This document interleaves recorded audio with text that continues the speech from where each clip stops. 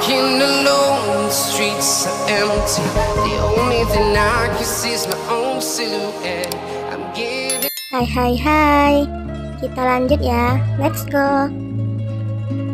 Siang itu angin berembus di sela-sela jendela villa yang terbuka, menggerakkan kain hordeng yang menggantung di sisi jendela. Langit berhiaskan awan-awan yang bertebaran, menyembunyikan panas terik sinar sang surya. Suasana tenang, udara adem. Liana duduk berselonjor di sofa ruang tamu. Balutan perban menempel di kedua sisi keningnya. Pandangan mata sayu, wajah dan bibir sangat pucat. Sekujur tubuh terasa pengar dan lemas. Non, kamu harus memaksakan memakan bubur ini agar mempercepat pemulihanmu, pujuk pelayan tersebut, menyodorkan sendok yang berisi bubur ayam bertabur daun seledri dan bawang goreng ke mulut Liana. Liana menggelengkan kepala, tidak berselera melihat sup tersebut. Amis, aku tidak suka aromanya, ucap Liana menjauhkan hidungnya dari sup tersebut.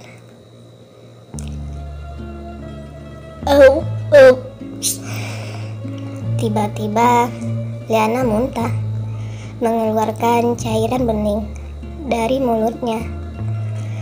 Pelayan bergegas memijat bahu Liana. Tak lama memberikan segelas air putih.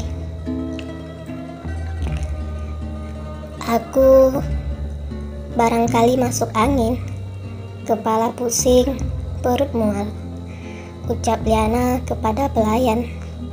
Wajah Liana memerah, seketika kelopak mata berair. Pelayan wanita parubaya tersebut menyembunyikan senyumnya di belakang Liana. Entah apa yang ada di pikiran pelayan tersebut. Tak berapa lama terdengar suara pintu dibuka. Rio telah berdiri tepat di depan pintu masuk, bersama dua orang bodyguard di belakangnya, yang mana tidak jauh dari Liana yang sedang duduk selonjoran. Kacamata hitam menutupi netra Rio, kepala berbalurkan topi berwarna coklat. Refleks Liana menoleh ke arah Rio yang sedang berdiri. Sejenak terpaku, tidak percaya dengan apa yang dilihatnya. Bukankah suamiku bilang pergi ke Australia 2 pekan, tapi malah pulang lebih awal, bisik batin Liana. Tanpa aba-aba, dua orang bodyguard memegang lengan Rio, menuntun ke arah Liana yang sedang duduk selonjoran. Liana ingin bangkit, namun secepat kilat ditepis Rio, bersamaan memeluk kencang tubuh istrinya itu. Para pelayan dan bodyguard undur diri dari ruangan tersebut, tidak ingin menjadi pengganggu keromantisan kedua majikannya. Rio mendaratkan kecupan di kening Liana. Si cantikku, kali ini sangat patuh, tidak kabur dari villa ini, canda Rio bersamaan menekan dagu Liana. Refleks Liana tersenyum mendengarkan gurauan suaminya itu. Sayang, apakah kamu baik-baik saja? Aku mencemaskanmu, bisik Rio lagi di telinga Liana. Liana mengangguk, bersamaan membuka kacamata hitam yang menempel di dekat netra Rio. Dua netra saling beradu. Liana menatap sayu ke arah wajah suaminya itu. Tak lama mencium dagu oval Rio. Kau istriku yang paling cantik, meskipun kau menyembunyikan kalau kau baik-baik saja. Namun sekarang mataku telah melihat wajah pucat dan tempelan perban yang berserakan di keningmu, bisik batin Rio. Kamu bohong, katanya 2 pek. Ucapan Liana terputus. Rio secepat kilat menyambar bibir Liana dengan bibirnya, lalu menggendong istrinya ke kamar mereka. Liana tersipu malu melihat tingkah agresif suaminya itu. Rio meraba kening Liana yang berbalut perban, menatap tajam ke arah perban tersebut. Siapa yang melakukan ini kepadamu? Tanya Rio, bersamaan masih meraba tempelan di kening Liana. Liana diam sejenak, lalu menggelengkan kepala. Tak lama, telepon genggam Rio berdering. Tiba-tiba wajah Rio berubah garang setelah menjawab panggilan telepon tersebut. Sayang, siapa yang menghubungimu? Tanya Liana pelan. Rio membalikkan tubuh, mendekati Liana yang sedang berbaring di ranjang. Han, jawab Rio singkat. Gumam Liana singkat. Rio mendekap tubuh Liana yang pucat dan lemas tersebut.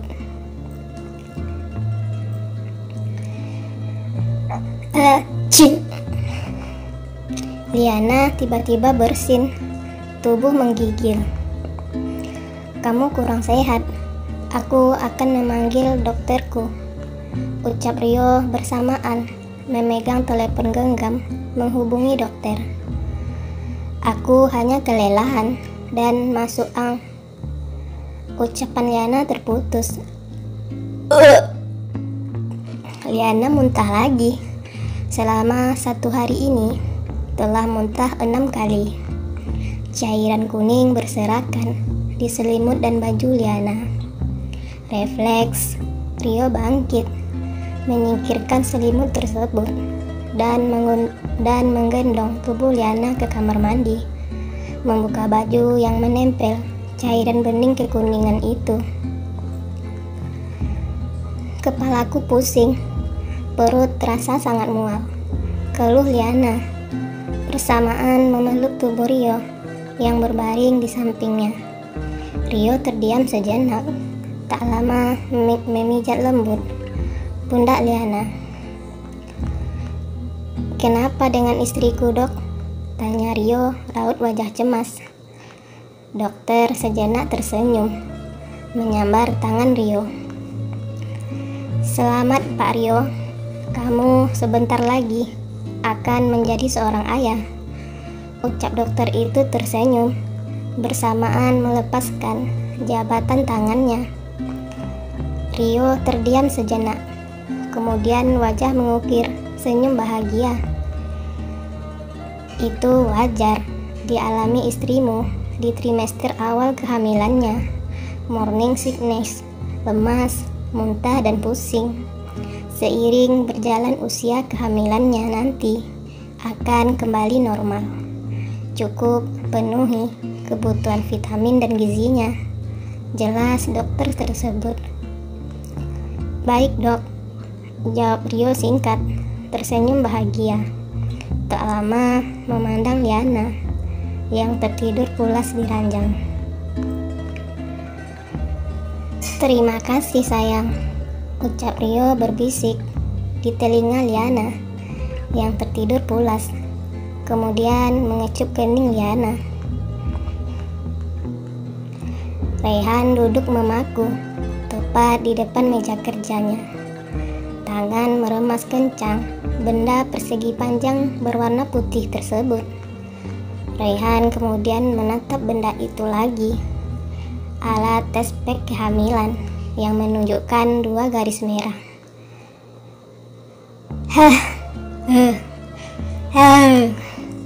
Keluar teriakan dari mulut Raihan bersamaan melempar kuat benda tersebut ke lantai. Kedua tangan memegang kuat kepala, bersamaan tubuh terhuyung, ambruk ke lantai. Tak lama Rehan mengurai senyum hambar. "Liana, kau telah berlalu. Semuanya telah terlambat," gumam Rehan tersenyum lesu, berusaha bangkit, menghenyakkan tubuh ke sofa. "Rehan, kau harus makan yang banyak. Apa kamu tidak kasihan melihat ibu memasak banyak, namun sedikit pun tidak menyicipinya?" pujuk ibu tiri Rehan. "Lihatlah, tubuhmu sudah jauh menyusut. Pola makanmu sangat buruk akhir-akhir ini," sambung ibunya lagi. "Ibu, di mana sekarang saudaraku itu?" ucap Rehan tiba-tiba. "Bolehkah aku mengenalinya agar bisa menemuinya?" tanya Rehan menatap kosong keluar bangunan.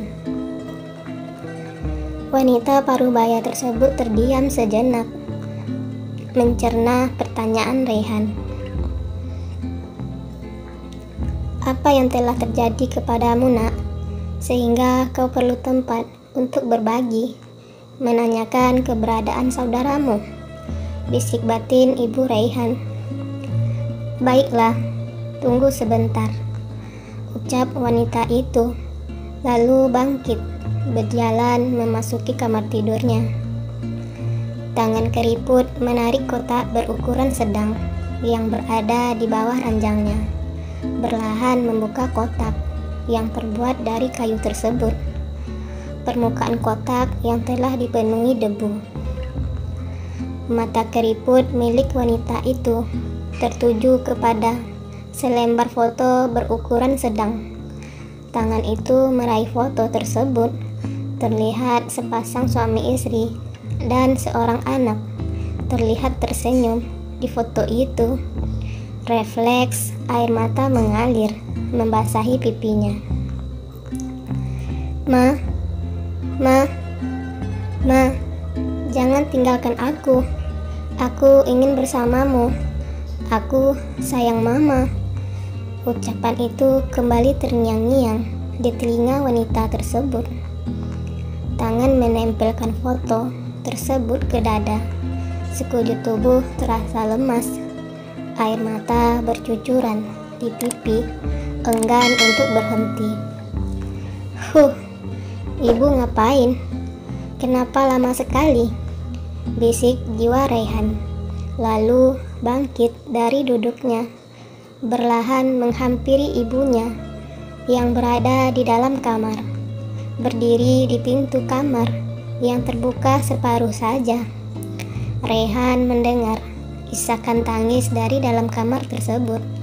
Refleks mengarahkan pandangan ke kamar tersebut.